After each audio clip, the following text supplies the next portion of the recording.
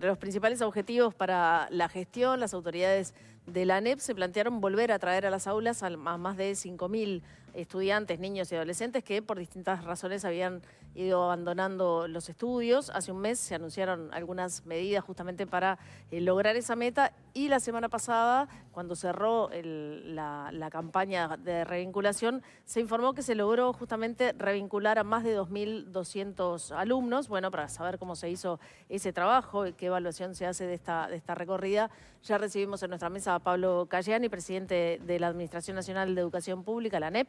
Bienvenido, muchísimas gracias por estar aquí una vez más. Buenos días. ¿Cómo está la audiencia? Gracias. Bien, a raíz de la divulgación de estos números, ¿no? Casi la mitad, 2.000 y algo, 2.200, ¿no?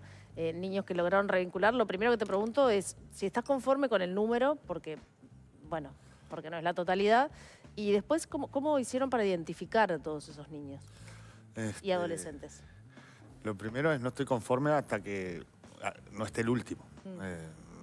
Eso es un problema de que no son números, son gurises. Claro. Entonces, lo segundo es, a ver, las asignaciones familiares en Uruguay tienen un corte que se hace ahora el mes que viene, y esto está en un decreto, en una ley, y básicamente lo que sucedía es que las cédulas los gurises que no estaban en julio inscriptos en el sistema educativo, se les enviaba un mensaje,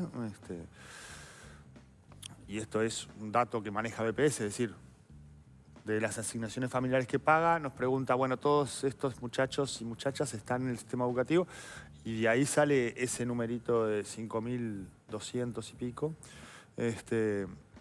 Y tuvimos la indicación del presidente Orsi de hacer otra cosa. Es decir, no podemos darnos cuenta o recibir la información de que hay un conjunto de gurises que no están vinculados al sistema educativo y que no pase nada. Y por lo tanto, Ministerio de Desarrollo Social, INAU, INISA, Ministerio de Educación y Cultura, y colaboración del Ministerio del Interior, la Secretaría de Deportes y de ONFI, que es la Organización Nacional del Fútbol Infantil, digamos, no es Estado, pero tiene un montón de gurises. Un socio importante por la cantidad de socio chiquilitos clave. que tiene. Nos pusimos a trabajar en irlos a buscar a todos. Y además... Irlos a buscar significa ir a la casa. Sí, sí. Y además con una colecta de información, porque, digamos, quienes estamos en la educación tenemos alguna idea de cómo funcionan los procesos de desvinculación y cómo las cuestiones de la vida, ¿no? Las vueltas de la vida, literal, te pueden dejar afuera un rato o en algún tiempo y que eso después cuesta retomarlo. O sea, generaron una base de datos con todos estos con la actores que base mencionaste. salimos a ver a dónde estaban y de ahí, por ejemplo, si habían tenido intervención de INAU, iba INAU, si había tenido intervención del MIDES, iba MIDES, si no había intervención de ningún tipo, iba ANEP, ya sea, si eran menores de 14, las maestras comunitarias, si eran mayores de 14, las unidades de integración educativa con el MIDE, si tenía presencia en INISA o no, es decir, se trabajó bastante para optimizar, digamos, las horas de los equipos, digamos. Entonces, esto se hizo en 3 semanas. Una duda antes para terminar de entender el universo ese de 5.000. Son 5.000 chiquilines que estaban recibiendo sus familias asignaciones, pero que no se habían anotado a cursos en este año. O sea, las asignaciones en todo caso era por haber estado en el sistema en el año anterior. Es correcto. Es esa la situación. Digo, no están ahí, por ejemplo, chiquilines que hayan empezado este año y que hayan abandonado. No, porque ahí el sistema educativo, digamos, una vez que vos entrás al sistema educativo, el sistema educativo es insoportable, digamos. Si vos vas a empezar a faltar, te van a llamar, digamos, hay toda una serie de acciones que están orientadas a la protección de trayectoria. Bueno, pero también tiene fallas, ¿no? Sí, claro, tenemos que tener mejoras en esas protecciones de trayectoria. Algunas fallas tenían que ver, digamos, digamos, hemos visto fallas. Hay un 5% de cada corte en educación media que se desvincula, es decir, deja de ir. Esto no necesariamente está asociado a situaciones de vulnerabilidad, pero incide mucho en la vulnerabilidad. Y por lo tanto ahí hay una cosa para mirar, es decir, si se te cae el 5% de lo que tenés que trabajar, hay que mirar qué es lo que está pasando.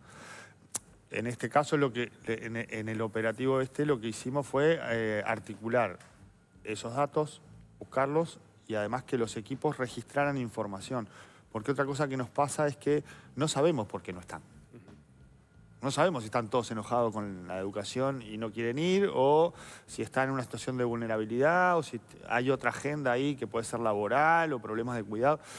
Y en estos días, digamos, esto se presentó el lunes, martes pasado, en estos días se está haciendo el análisis de esos registros de formularios. Es decir, que vamos a tener información de por qué estos gurises no estaban o en la escuela, o en el liceo, o en la escuela técnica. Y además vamos a poder formular política para eso. Porque, digamos, hay algunos cuentos del monitoreo que se hizo durante el operativo de los equipos que dicen, pucha, esto no es un problema de los gurises ni de la familia. Esto es un problema de cuáles son las propuestas que tenemos nosotros para esas situaciones en particular. ¿Podés dar algún ejemplo? A mí me interesa mucho saber cómo era ese abordaje, qué era lo que devolvían las familias, qué era lo que se les decía también para revincularlos. No tengo ordenado para decirte en porcentajes, pero sí te puedo contar estas cosas que son como... Sí, anécdotas concretas. Gurises que 15, 16, 17 es la franja más compleja, digamos, son la mayor cantidad de los gurises. Y ahí hay desde relatos de, bueno, ¿para qué voy a ir? O el sentido de lo educativo, que me parece que es una cosa que requiere acciones de la educación, es decir, bueno, no tiene sentido te tenemos que enamorar para que vengas. Pero después hay situaciones donde hay gurises que están vinculados al mercado laboral. Y vos le decís, bueno, pero venís al nocturno, bueno, pero no llego porque estoy en la chacra de fulano. Esto fue así en el interior. Entonces, bueno, o resolvés los ingresos que le está proveyendo el mercado laboral, o producís una política que le permita trabajar y estudiar. Y esto no es el gurí excluido, ¿no? Porque capaz que... después tenemos situaciones donde hay vacancia de política. Una mamá, hogar monoparental, que se muda, el hijo iba a una escuela de tiempo completo, el lugar donde se muda hay de tiempo simple, no hay cupo en tiempo completo, y mientras tanto lo deja con la abuela. No es un gurí que esté en una situación donde haya que intervenir, ¿no? Sino que ahí hay que resolver un arreglo de cuidado. Y creo que eso es vacancia de la política, digamos, porque digamos, la mamá se va a trabajar y resuelve como puede lo del gurí. Entonces, a mí me parece que esas situaciones nos tienen que, a todas las instituciones que participamos de esto, prender las luces amarillas de que sí, el 99,5% de los gurises van por este carril. Nosotros tenemos 650.000 estudiantes, BPS paga 400 y pico de miles de asignaciones familiares, pero tenemos estos 5.000 que hay que empezar a mirar caso a caso, porque si no, no llegamos. Me genera duda cuando vos lo vas a buscar y lográs que se revincule, es una cosa más técnica lo que te voy a preguntar, pero... ¿puede empezar un chiquilín a ir, un niño a ir a la escuela ahora en julio o agosto y agarrar todo lo que los demás venían aprendiendo, en fin, o lo mismo en el liceo, ¿no? Sí, ahí es parte de lo que nosotros cosas que tenemos que cambiar. Era uno de los problemas que teníamos, no tanto en la escuela, por ejemplo, infancias migrantes ingresan en cualquier momento del año, vos podés promover en cualquier momento del año, es decir, la escuela tiene como una mirada donde te hace entrar y te hace como entrar en el carril de lo curricular y del aprendizaje. En media tenemos más dificultades porque, por ejemplo, UTU y secundaria tienen un conjunto de propuestas que sí son semestrales, esto se cortó en julio, digamos, este corte fue en julio, es decir, que teníamos propuestas tanto en UTU como en secundaria, como en SECAP, que arrancaban ahora y por lo tanto estaban empezando. Es un nuevo marzo para esas propuestas. Pero si ibas a un liceo o una escuela técnica que había empezado en marzo, sí, iba a haber un trabajo ahí de... bienvenir, de incluir y de ver cómo se acompaña a eso que le faltó un semestre, claro, digamos, en términos educativos. Y creo que además hay un desafío de seguimiento, digamos, porque no es que nosotros inscribimos esos gurises al otro día están yendo todos los días a clase. Digamos, hay que construir la rutina, hay que volver a construir el contrato didáctico, el acuerdo, la importancia de venir. ¿Cuáles son los próximos pasos? para saber si siguen dentro del sistema, si se van, si la estrategia está dando buenos resultados. El primer paso es seguir buscando los 3.000 que no están. Sí, 3.136. Y ellos van a seguir cobrando la asignación familiar y todo, ¿no? No, esas asignaciones familiares se suspenden porque es lo que indica el marco legal. En la medida que logremos que se vinculen al sistema educativo, Claro. se les vuelve a levantar la asignación familiar, se les vuelve a pagar. Ahí nosotros tenemos un desafío, es decir, y tenemos un desafío porque, bueno, esto no se hacía, entonces, ¿cómo vamos mes a mes intentando revincular esos gurises? Lo segundo es esto, analizar cuáles eran las razones por las cuales no estaban, porque ahí hay que ver qué es lo que tenemos que cambiar para que el año que viene estén. ¿Eso cómo se va a procesar, esa discusión? ¿Van a hacer un informe diagnóstico? ¿Van a sistematizar información? ¿Van a hacer recomendaciones de política? Ustedes mismos son los ejecutores de políticas, pero ¿cómo se va a traslucir eso después? Lo que pasa es que la potencia de esto es que hay un montón de instituciones que pusieron gente a trabajar juntas y a colectar información. Entonces, este proceso de cómo sistematizamos, bueno, para nosotros los de la educación es muy importante, tales y cuales cosas, para los de MIDES son importantes tales y cuales cosas. Hay un trabajito ahí para hacer, pero me parece que es un buen comienzo de algo que tiene que ver con los desafíos de Uruguay, es decir, Uruguay no puede darse el lujo de perder a ningún niño, a ninguna niña. Y tenemos 30 y pico de mil nacimientos, pocos por año. Es perfectamente posible. Y lo que te preguntaba Ana a propósito de las asignaciones familiares, ¿cómo se procesa? Bueno, ahí lo que plantea BPS es que toda revinculación que sea informada implica que se vuelve a pagar la asignación. Y además tenemos, el Uruguay tiene en este momento el diálogo social sobre la seguridad social, que va a estar abordando este tema. Es decir, porque también es un tema si a estas situaciones uno le quita la asignación. Es una cosa que surge de la información, ¿no? Es decir, bueno, es ese gurí que estaba trabajando y que no iba porque estaba trabajando, cuando vos quitas la asignación, lo vas a hacer trabajar más. Entonces, hay que trabajar con evidencia de cuáles son los efectos de algunas resoluciones de la política. Entre los distintos actores del Estado que mencionaste que participaban, MEC, ANEP, BPS, MIDES, INAU, Migraciones, no nombraste a Salud Pública ni tampoco a la Junta Nacional de Drogas. ¿No deberían también de formar parte de este trabajo articulado que decías? Con Secretaría Nacional de Drogas y con Salud Pública estamos trabajando mucho, pero en otras cosas, digamos. Ellos no tienen equipos de territorio como para ir a buscar gurís.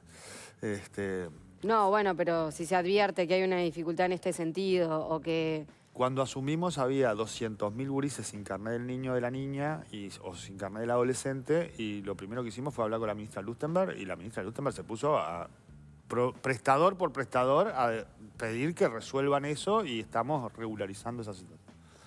Bien, una más, perdón. Sí. Virginia Cáceres, bueno, expresidenta de la ANEP, dijo que este tipo de acciones ya se venían haciendo en el gobierno pasado y cuestionó incluso que la comparación de datos era una forma de hacer chiquitaje. Nosotros no lo planteamos como una comparación con el gobierno anterior. Lo que planteamos es que eso venía sucediendo de esa manera y ahora sucedía de esta. A mí me parece que si estamos de acuerdo que hay que ir por este camino, lo mejor es ir por este camino, y si estamos todos de acuerdo, mejor para los gurises entonces. Ahí va, pero la comparación de las cifras existió, ¿no? Y donde claramente es muy superior la revinculación que se logró ahora en relación a las cifras que vos mencionabas, que eran de 300, si no me equivoco, en un universo similar. Pero es que nosotros no lo cargamos como un tema de la discusión entre administraciones, sino como un cambio en la situación que venía, digamos, el año pasado también dolía. Si el país está pudiendo abordar esto, mejor, y si estamos todos de acuerdo en eso, mejor. Tengo dos preguntas, una cortita y después una sobre asignación familiares. La primera es esos 3.000 chiquilines que todavía no no lograron revincular, ¿es porque no los encontraron, o sea, no llegaron a ellos o no o hubo negativa por parte de la familia? ¿Por qué? Es mitad y mitad. De esos 3.000 hay capaz que 1.500 que sí se llegó y sí es esta respuesta de yo no voy o no me interesa o estoy trabajando o situaciones como que es donde se explica por qué no se está. Y después sí tenemos estas situaciones donde el último lugar donde lo fuimos a buscar no está más, y hay que empezar a tirar del hilo a ver a dónde se mudó, si no vive más con la familia, con la papá y mamá, vive con los abuelos. Ahí hay una casuística importante que es siempre así. Es decir, cada vez que vas a buscar a alguien que no está donde uno espera que esté... Sí, podés no encontrarlo.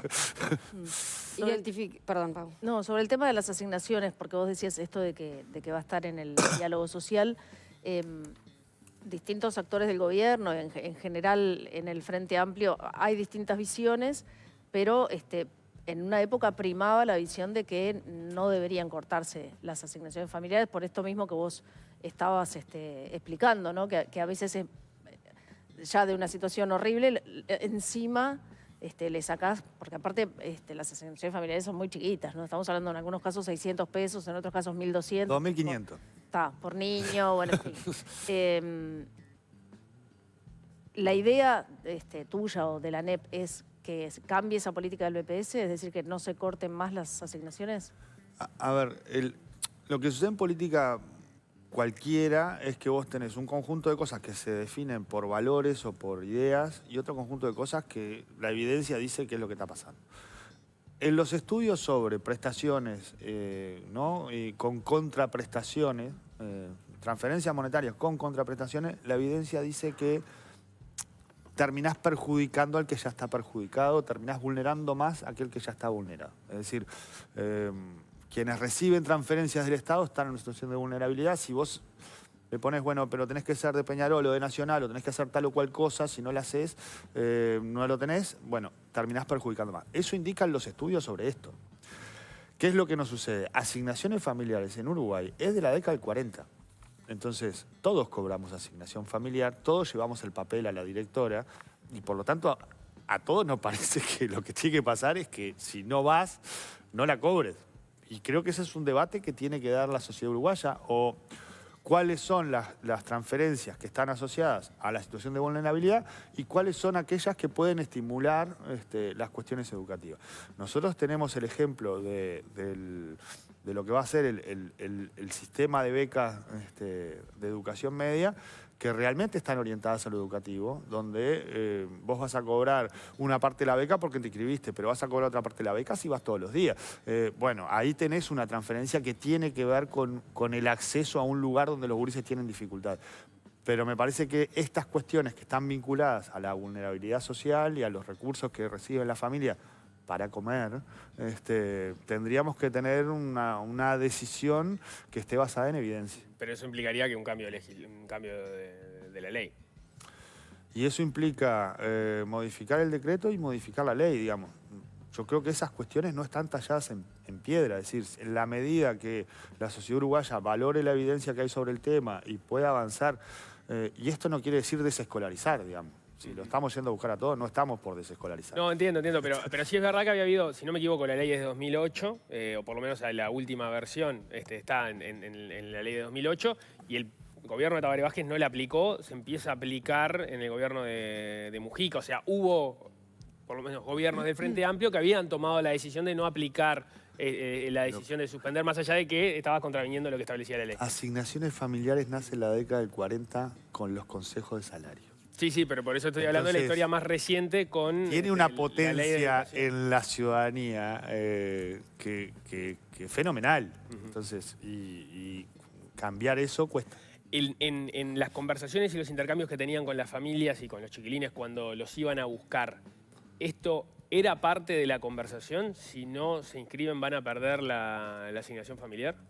No. Vos, a ver, si yo vengo a hablar contigo y te digo, no, mira, si no haces tal cosa, te va a pasar tal cosa. No hay relación posible así. En general, los equipos... Podía ser parte del marco también para explicarles a qué se estaban atendiendo. En general, los equipos de territorio están en territorio, conocen a los gurises o a las familias, o conocen a alguien que conoce a la familia, y ahí la preocupación es por asistir a lo educativo, digamos. Nosotros no somos una agente que lo que busca hacer es eficiente al BPS. Somos un agente que se encarga de la educación de niña, niño y adolescente. Nos interesa que esté. Entiende perfecto, porque de hecho mi pregunta venía por ahí. Si el consenso que construían en esa revinculación tiene que ver con la importancia de ir al centro, es una cosa. Ahora, si tiene que ver con no perder ese beneficio económico, lo que van a hacer las familias es un arbitraje en ver, bueno, si el chiquilín en realidad está trabajando, cuánto me da el trabajo, cuánto me da la asignación y veo que me conviene. El que está afuera no vuelve por la plata. Me queda la duda de si en este trabajo de gestión mancomunado encontraron dificultades que se deberían de corregir conforme avanza la estrategia. Por suerte encontramos un montón. Es decir, tenemos un montón de información de qué cosas necesitamos fortalecer de la musculatura del Estado para ir a buscar, qué cosas de la política hay que cambiar. ¿Cómo cuáles para visualizarlas? Y hay lugares del país donde los equipos están muy debilitados. Si vos mirás la distribución por departamentos de cómo se trabajó, área metropolitana necesita más músculo. Es decir, y esto implica que el Estado se haga cargo de encontrar a aquellos que no están, además de abrir la escuela, el liceo, la escuela técnica, si no venís, que te vayan a buscar. Y esa es la única forma de sostener a los que se nos caen. Digamos, porque esto se ve ahora por el operativo revinculación. Pero si esto vos lo haces todos los meses con los gurises que se te están, ¿no? Porque la desvinculación es un proceso. Yo empiezo a faltar, después voy, no entiendo nada, me aburro, después no voy. Entonces, si yo tengo músculo como para sostener eso, como para volver a trabajar con la familia, eso es una proactividad de la política que hay que construirla, que hay que darle recursos, que hay que darle sistematización, porque en definitiva protegemos los derechos de los gurises. Cambio de tema, ¿cuál es el pedido presupuestal que arrimó la ANEP? Bueno, la ANEP va a presentar un mensaje que intenta dar cumplimiento con los compromisos que se plantearon para esta administración. Nosotros tenemos una fuerte demanda en ampliar la cobertura en primera infancia, en duplicar las propuestas de tiempo extendido, digamos de tiempo completo, tanto en primaria como en media básica, en generalizar el acceso a lo terciario universitario y en colocar un conjunto de apoyos que permitan asistir, y ahí tenés desde el bono de inicio de clases hasta los programas de becas, pasando por la alimentación que hay que resolver cuando tenés el tiempo pedagógico, digamos. Así que sí, nosotros vamos a andar bastante cerca del 6% del producto, manteniendo la participación de ANEP en lo que es la distribución del gasto en educación. El ministro de Educación, José Carlos Maía, ha dicho que es muy difícil que se pueda cumplir con esa meta. Es muy difícil, pero vamos a cumplirla. ¿Van a cumplir? La respuesta de Economía ya fue que el mensaje que ustedes van a presentar va a ser acompañado. El Ministerio de Economía habla por el Ministerio de Economía. Nosotros vamos a presentar un mensaje que llegue al 6 y creo que es un desafío del país, pero además... Perdón, un mensaje que llegue al 6, que llegue al 6 al final del periodo, un mensaje que implique el 6 a partir del año que viene. No, llega al 6 al final del periodo, pero además lo que tenemos que lograr de los debates presupuestales es, en definitiva, cuando el Parlamento debate el presupuesto, lo que está debatiendo es cuáles son las prioridades. Y nosotros tenemos un conjunto de prioridades que entendemos que están en la ciudadanía, es decir, la extensión del tiempo pedagógico está en la ciudadanía. Esto implica aumentar la inversión en educación, es decir, es duplicar la inversión por estudiante. Y si llego a 10, llego a 10, pero si no llego a donde quiero llegar ahora, tendré que llegar el año que viene. Es decir, si la sociedad entiende que eso es prioritario, en algún momento va a ir como financiando esas políticas. A nosotros nos parece que en eso hay un acuerdo muy importante y por eso tenemos mucha expectativa de que nos vaya bien en lo presupuestario. Para tener una idea en millones de dólares, ¿cuánto implicaría de aumento para el año que viene o para el final del periodo? No sé qué número tenés. Bastante más que el espacio fiscal que anunció Búsqueda. Búsqueda, para quienes no lo vieron, anunció un espacio fiscal, o sea, un aumento de inversión de unos 140 millones de dólares, si no estoy jugando de memoria, pero eran 140 millones de dólares más. Y el mensaje de la ANEP va a ser bastante más que esos 140 millones que era en total. Sí, claro, si vos mirás, es casi un punto del producto lo que tenemos que subir, o sea que son... no sé, 800 millones de dólares. 700, 800 millones de dólares al final del quinquenio. 700, 800 millones de dólares extra al final del quinquenio. Y ahí como... ¿Me lo vas a dar? ¿Eh? ¿Me lo vas a dar? Esa va a ser la negociación con economía. Con O'Donnell, no Porque- con porque Batalla. ahí entra otra discusión, ¿no? Y es, son los compromisos de una fuerza política que tiene otros compromisos también, que están todos en la misma discusión. Es cierto que Pablo Cayeni tiene la carta de decir, acá hay dos prioridades que nadie puede entrar a discutir, que son primera infancia y educación, ¿no? O sea, a ver quién viene con la carta a decir, a ver, viene Frati con colonización por poner la discusión más maniquea que estamos viendo en estos días. Y bueno, no, pero yo tengo también un compromiso con la lechería y con el desarrollo del interior. Pero la plata es una, ¿no? ¿Cómo se da esa discusión de los actores que son los encargados de responder por esas prioridades en concreta, más allá de lo que haga el Ministerio de Economía? A ver, para decirlo como gráficamente, si el reparto va a ser tipo piñata en cumpleaños infantil, la política va a ser muy mala. Si la discusión parlamentaria viene precedida de un conjunto de informaciones que permitan un debate más fundado, yo ahí creo que, más allá de lo que pasa en educación, Uruguay tiene bruto desafío con el tema pobreza infantil. Tiene muy pocos nacimientos, pero además 3 de cada 10 nacen en hogares pobres. Entonces, bueno, ahí hay un desafío para toda la política. Y esto puede tener que ver con lo que vas a aumentar o puede tener que ver con lo que ya tenés en la ejecución presupuestal del Estado. Y a mí me parece que no hay que esquivar el lío. 3 de cada 10 gurises en Uruguay son pobres. Hay que generar políticas para que esos gurises no sean pobres. Pero no es un problema solo del derecho de esas infancias. Es un problema que la ciudadanía no está entendiendo, que son esos gurises los que le van a pagar la jubilación. No hay reforma del sistema jubilatorio dentro de 30 años que resuelva si nosotros seguimos así. Pero esto implica en una discusión que Cayeni le diga a Frati, por ponerlo como ejemplo, hay muchos más temas, pero es porque la discusión de estos días. No, bueno, acá hay cosas que tienen que esperar porque el problema que nosotros tenemos es más prioritario y más urgente que el que tenés vos, que también es un compromiso de campaña. Yo a Frati lo que le voy a decir es que estoy de acuerdo con lo que está haciendo. Con la política en general, pero después hay que entrar a distribuir recursos. Pero después me parece que estamos en un escenario donde podemos pensar cuál es el proyecto de desarrollo del Uruguay, donde los gurises no tengan que pagar con pobreza infantil, pero además en lo que es la producción haya un crecimiento de la producción que permita tener más dinero para distribuir. Me parece que eso es lo bueno de la discusión presupuestal. Yo no lo visualizo como el final del cumpleaños rompiendo la piñata. Bien, bueno, quedan cosas por el camino, pero ya las volveremos a conversar. Muchísimas gracias, Pablo Cayeni. Muchas gracias a ustedes y un fuerte abrazo a la audiencia. Muchas gracias. Gracias. Hacemos un corte, al regreso hay varios temas para conversar. Se viene el clásico, vamos a recibir a Nadia